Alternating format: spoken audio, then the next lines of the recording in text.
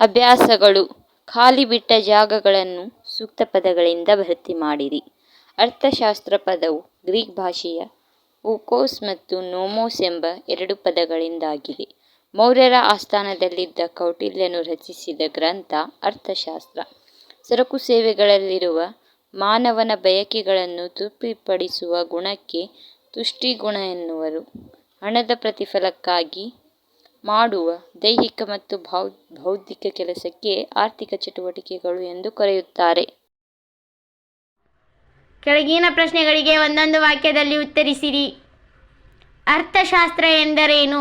ಮಾನವನ ದಿನನಿತ್ಯದ ಆರ್ಥಿಕ ಚಟುವಟಿಕೆಗಳನ್ನು ಕುರಿತು ಅಧ್ಯಯನ ಮಾಡುವ ಶಾಸ್ತ್ರವನ್ನು ಅರ್ಥಶಾಸ್ತ್ರ ಎನ್ನುವರು.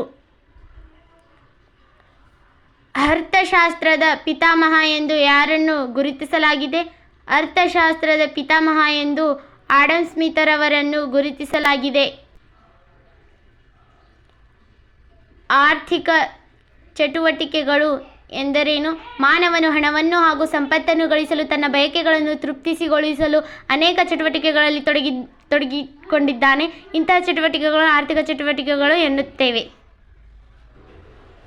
ವಿದ್ಯಾರ್ಥಿಯೊಬ್ಬ ಪೆನ್ನು ಕೊಂಡು ಬಳಸುತ್ತಾನೆ. ಇದು ಯಾವ ಬಗೆಯ ಆರ್ಥಿಕ ಚಟುವಟಿಕೆ?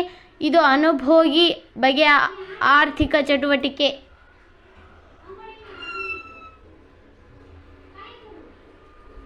ಕೆಳಗಿನ ಪ್ರಶ್ನೆಗಳಿಗೆ 4 ವಾಕ್ಯಗಳಲ್ಲಿ ಉತ್ತರಿಸಿರಿ.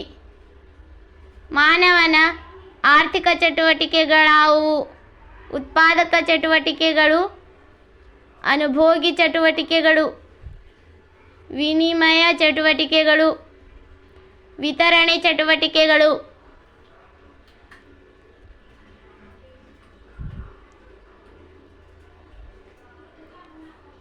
ಅರ್ಥಶಾಸ್ತ್ರವನ್ನು ನಾವೇಕೆ ಅಧ್ಯಯನ ಮಾಡಬೇಕು? ಅರ್ಥಶಾಸ್ತ್ರದ ಅಧ್ಯಯನವು ವ್ಯಕ್ತಿ ಹಾಗೂ ಸಮಾಜಕ್ಕೆ ಅತಿ ಮಹತ್ವದ್ದಾಗಿದೆ.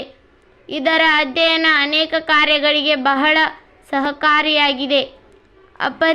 ಅಪರಿಮಿತ ಬಯಕೆಗಳ ಸನ್ನಿವೇಶದಲ್ಲಿ ಸಂಪನ್ಮೂಲಗಳ ಕೊರತೆ ಪರಿಗಣಿಸುವುದು.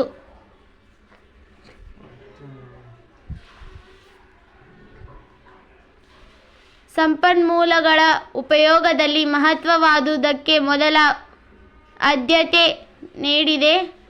ಕಡಿಮೆ ಮಹತ್ವದಕ್ಕೆ ಕಡಿಮೆ ಆದ್ಯತೆ ನೀಡುವುದು. ಸಂಪನ್ಮೂಲಗಳ ಮಿತವ್ಯಯ ಮಾಡುವ ಮಾರ್ಗವನ್ನು ಹುಡುಕುವುದು. ಪ್ರತಿ ವ್ಯಕ್ತಿ ತನ್ನ ಕುಟುಂಬದ ಜೊತೆಯಲ್ಲಿ ರಾಷ್ಟ್ರದ ಏಳಿಗೆಗಾಗಿ ಆರ್ಥಿಕ ಚಟುವಟಿಕೆಯಲ್ಲಿ ತೊಡಗುವುದು.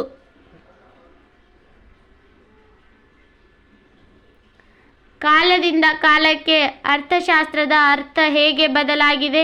ಅರ್ಥಶಾಸ್ತ್ರದ ಅರ್ಥ ಕಾಲದಿಂದ ಕಾಲಕ್ಕೆ ಸಾಕಷ್ಟು ಬದಲಾಗಿದೆ. ಪ್ರಾಚೀನ ಕಾಲದಲ್ಲಿ ಅರ್ಥಶಾಸ್ತ್ರವು ಮುಖ್ಯವಾಗಿ ರಾಜಕೀಯ ಮತ್ತು ಆಡಳಿತಕ್ಕೆ ಸಂಬಂಧಿಸಿರುತ್ತಿತ್ತು. ಮುಖ್ಯವಾಗಿ ಇದನ್ನು ರಾಜಕೀಯ ಆರ್ಥಿಕತೆಯಾಗಿ ಪರಿಗಣಿಸಲಾಗುತ್ತಿತ್ತು.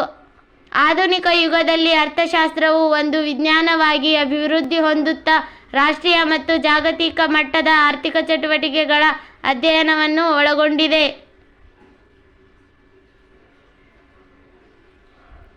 Thank you for watching.